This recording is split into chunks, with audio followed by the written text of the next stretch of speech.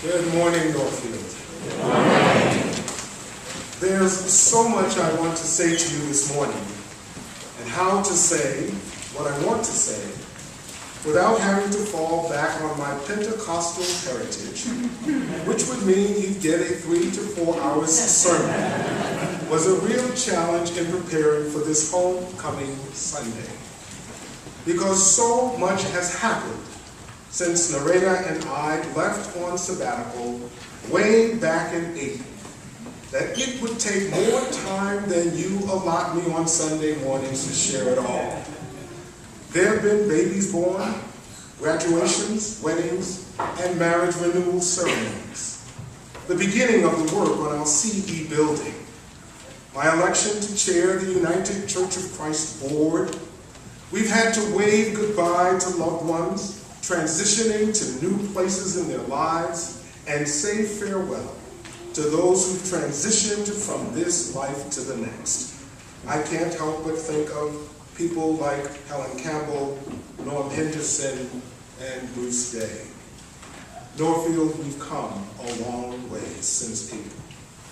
And although I know you would be gracious to me this morning and give me whatever time I need to say what I want to say, I'm also certain that I don't have the Pentecostal 3 to 4 hours it would take for me to say it. So what I'm going to try to do this morning is to say what I have to say in a way that's in keeping with our homecoming celebration, but that does it in a time of hope.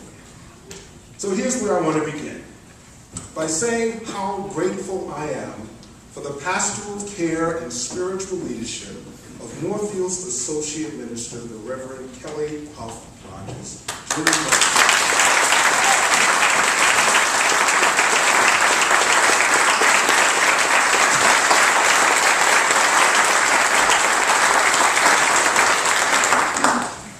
I also want to thank the staff and the leadership of this congregation for your stewardship during my sabbatical. Thank you. Thank you. Thank you. Because a pastor cannot go on sabbatical if a congregation is not a community in loving covenant with one another, willing to carry on the divine mission to which we've been called. And speaking of callings, let me say something about my new role as the national chairman of the new United Church of Christ Board. Because so many around the nation and within our community here in Weston and here at Norfield have offered words of love, prayer, and support, but they have also raised questions and concerns about what my responsibilities to our national church means for this congregation. Well, let me say right up front what it does not mean. It does not mean I am leaving Norfield.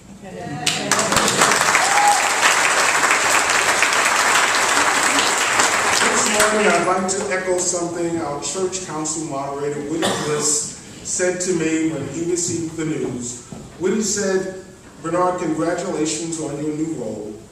Norfield is blessed to have you as an anchor, and we are glad that you have Norfield as your anchor." And Norfield, I really do need the anchor you afford me to do the work I've been called to for our national church. I want to thank you, because I know that I can count on you to continue to offer your love, support, and prayers as we move forward into the future God has in store for us together. Now, I would be remiss if I did not say formally this morning, Norfield, thank you for the gift of a sabbatical. Thank you for granting Nareda and me the opportunity to travel halfway around the world to relax, refresh, and renew our bodies, our minds, and our spirits. It was the sabbatical of a lifetime. And while we sabbaticaled, we read and we ate. We walked and we ate. We attended lectures and we ate. We danced the night away and we ate, and we traveled to places we had never visited before and we ate. And what both Lorena and I recognized as we journeyed halfway around the world is that as old Satchmo Louis Armstrong once sang, what a wonderful world it is. And we were reminded as we encountered and interacted with people all over the world that no matter who they were or where they were on life's journey or where they lived on this planet, all people live in a not yet fully what God created us to be commonality. That is to say, everybody is a work in progress. And that's our theme for this year, God's vision. We are a work in progress. And so we come home this morning, Norfield, to our ongoing ministry in this community and in our world, working to make God's vision a reality. And let me say to you this morning that God's vision is always about true love, real trust, sincere forgiveness, absolute welcome, and generosity to a fault. God's vision is always about not what we are today, but what God envisioned we could be, which means we live faithfully, always seeking to be all we can be, understanding, though, that we are all still a work in progress. But as a work in progress, we are never paralyzed by our flaws, our failures, our faults, or failings. Because as people of faith, we know to view who we are in a context. That is to say, we know we aren't where we ought to be. We know we aren't even where we want to be. But we recognize that because we are a work in progress, we are moving towards the place God wants us to be. Yes, we take the time to reflect on how far we've come. We celebrate where we are now, but we continue to work on where God is calling us to be in the days, the weeks, the months, and the years to come. Now, we can see this if we reflect on how far we've come as a nation. And we did so recently when we marked the 50th anniversary of the 1963 March on Washington. Let me share with you what happened in the Wilson's household 50 years ago. I still remember it as if it were yesterday. It was a hot August night when my dad gathered all 9 Wilsons and my mom in our living room in Harlem to tell us he was going to be leaving before it was daylight in the morning on a bus that was going to take him to what organizers hoped would be a galvanizing, massive march on Washington to demand jobs and equal opportunities for all Americans, regardless of the color of their skin. Dad said he was bringing us together and asking us to join him in prayer because in the summer of 1963, no one knew what to expect when 250,000 Americans, mostly but not all African Americans, would march on our nation's capital in protest. After all, marches in Selma, Alabama had been beaten. Marches in Birmingham, Alabama and Jackson, Mississippi had been run down by dogs, hosed down with water, beaten down with batons, left hanging on trees, had their homes bombed and set ablaze by angry mobs. And Dad wanted us to know that he was going to the March on Washington because he wanted a better America for us and our children and our children's children. And Dad said to us that night that if he did not return from that march, we should know that he gave his life trying to make a better world for us. And as I reflected with so many others, including Presidents Obama, Carter, and Clinton, on that great historic event that took place 50 years and 11 days ago, I could not help but feel grateful about how far our nation has come.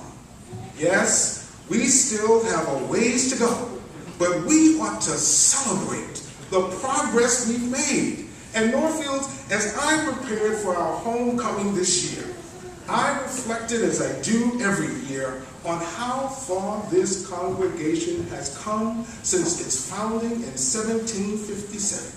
And even as we celebrate where we are today and how far we've come to get here, we can't help but acknowledge that we still have a long ways to go, because we are not yet fully and nowhere near where God calls us to be.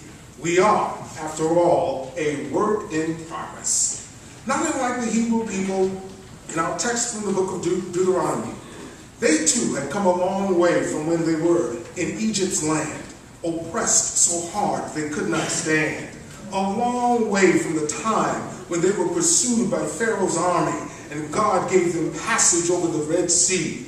A long ways and 40 long years of wilderness wandering. Now they are celebrating how far they've come and where they are as they look forward to entering the place they believed God had led them. And Moses challenges them to enter the land and live in faithfulness to the God who had brought them safe thus far on their way.